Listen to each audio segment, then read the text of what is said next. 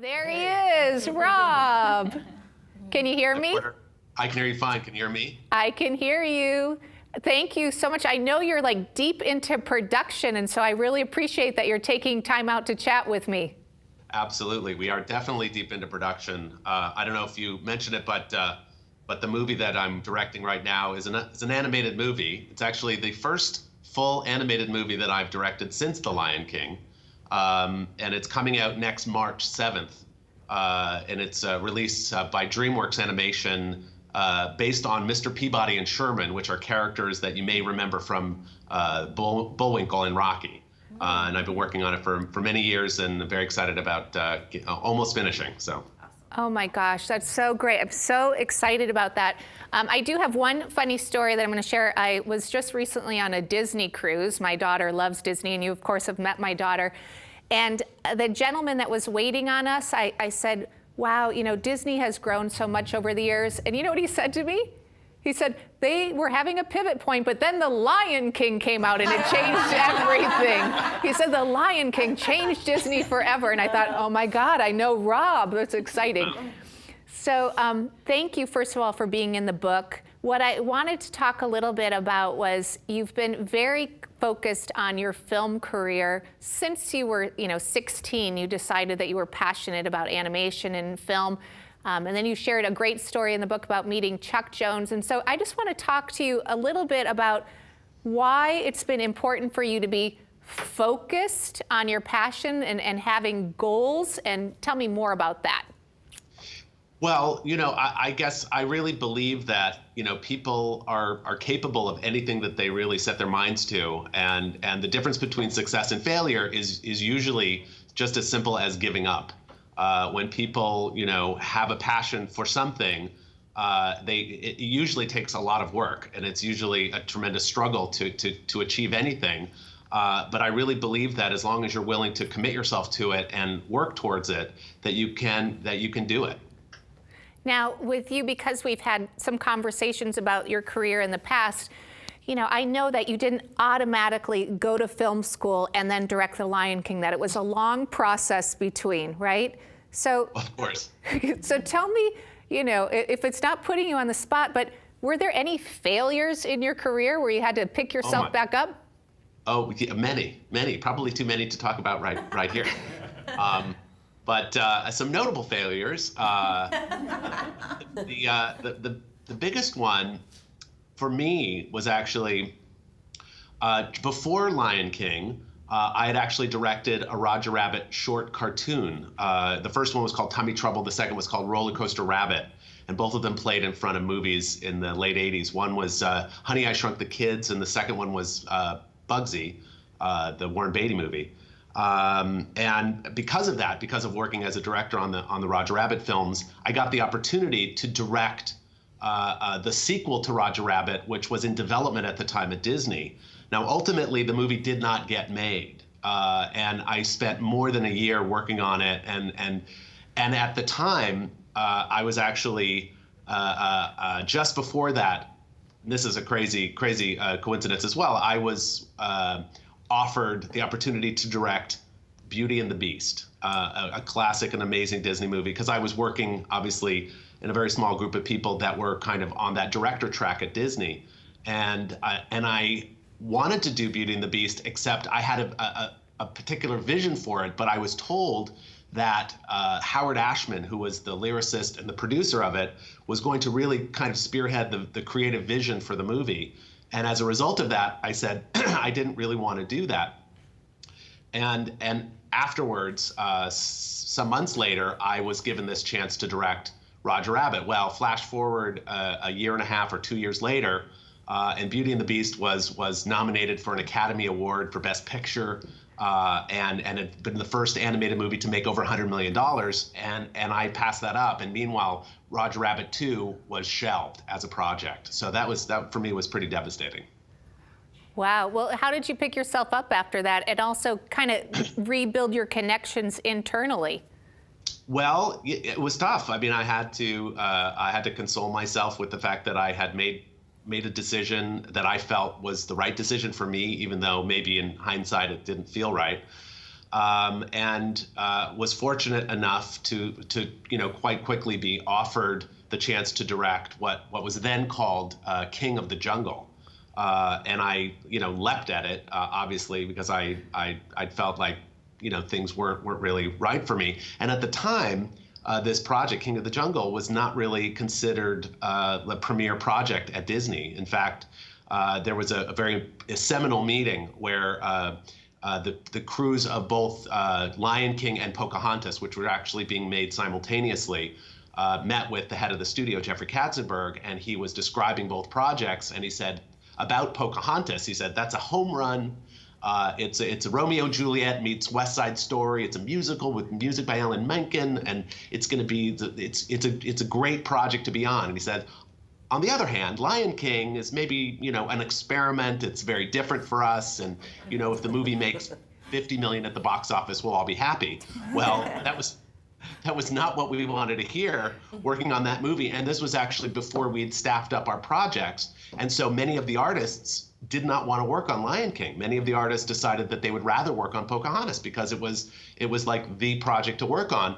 And so for us, it was not only a struggle to convince people to do it, but it actually turned out to be a boon, a benefit to us, because many artists who had not been given that opportunity in the past were suddenly given an opportunity to take on a leadership role, and many of those people have gone on to much bigger successes. Isn't that amazing? So bringing a lot of passion to the opportunity and seeing, that great things can come out of any project. I'm sure that you had to really motivate the team and get everyone to that place.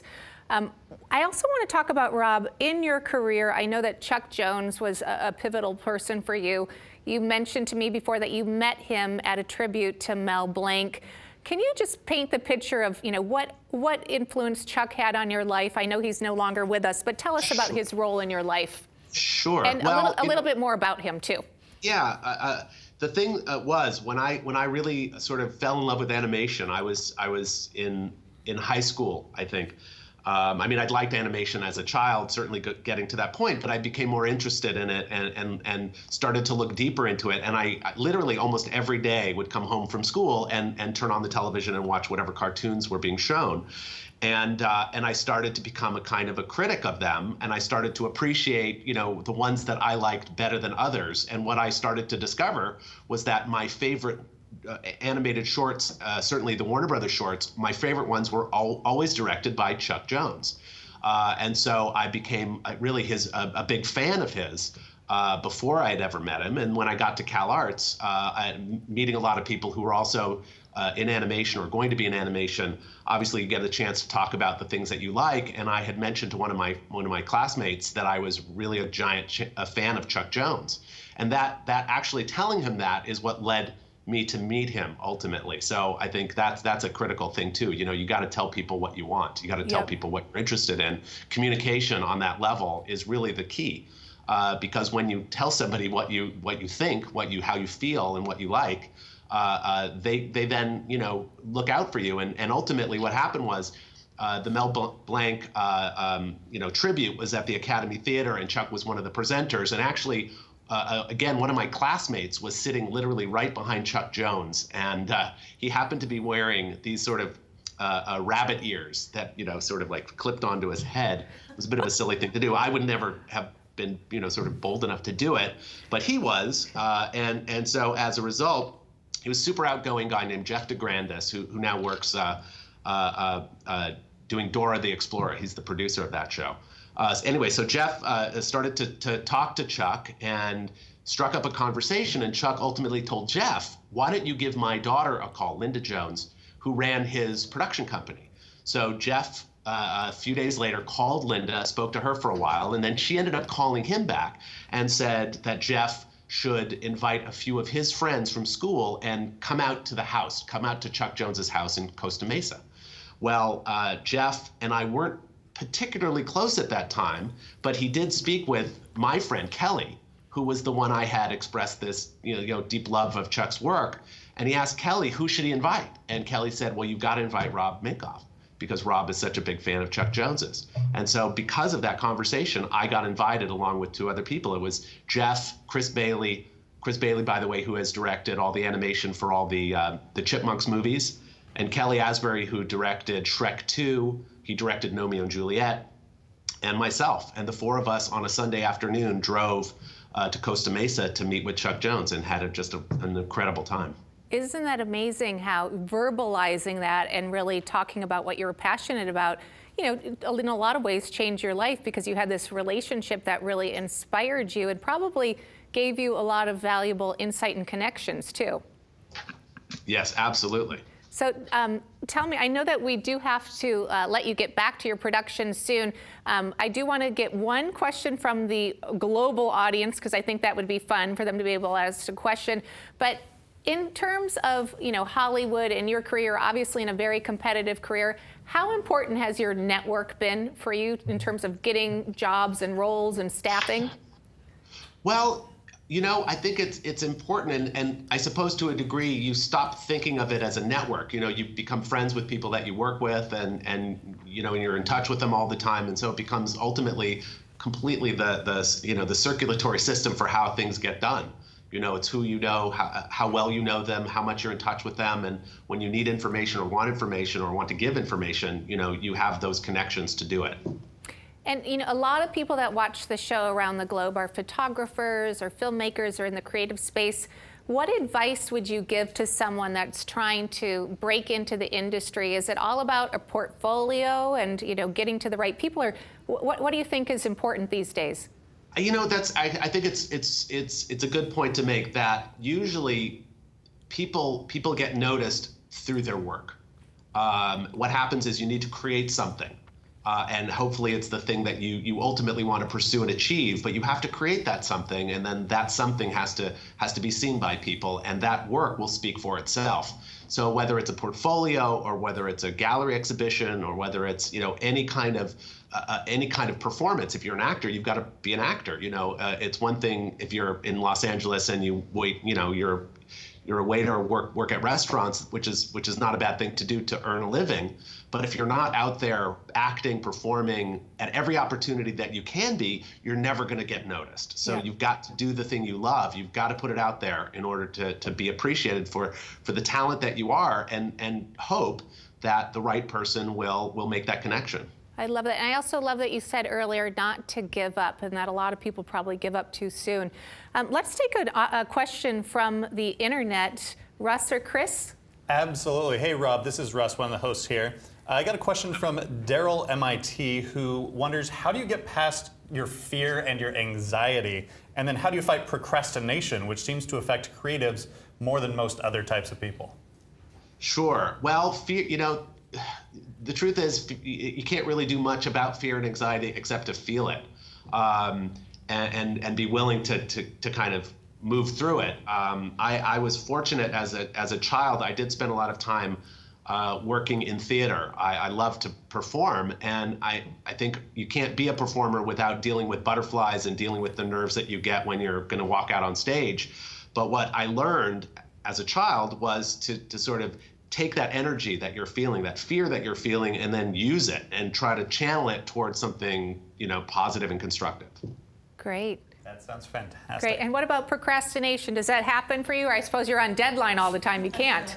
You know, well, yes, but you know, procrastination is absolutely part and parcel of, I think, what we all do. And creatively, I do think for me, it's always valuable to have a deadline, because I find that there's nothing that motivates better than the clock staring you down and telling you that you've got to be done with something. If you don't have a deadline, if you're doing it for yourself, procrastination is a whole different thing and is much more difficult to deal with, because you know you don't have that deadline. And for me, a deadline is a great motivator. Wow. Well, we really appreciate your time today. Just so that we kind of understand more about your world, what are you off to now? I know you're in heavy production. What exactly are you doing now? Well, the next meeting I have, I think it's a good question, but usually my days are filled with a variety of different kinds of meetings. The meetings that I've had so far was to look at the animation that we're doing this week and give notes, and then I'll see it later today. We'll do editorial meetings where I'll work with the editor to go over the latest cut of the sequence to make sure that that's shaping up properly. We do have a screening of the whole movie coming up very soon, so you know we're very we do have a big deadline breathing down our neck. Wow. Well, I'm going to let you go. Thank you for your time. Also, congratulations on your new son, Max. He is the cutest thing. I love the Facebook photos. He's adorable. Hello to Crystal, and thanks for being in the book and for being an inspiration to our class today. Appreciate it. Absolutely. Thank you so much, Happy to Rob. do it. Thanks, Rob.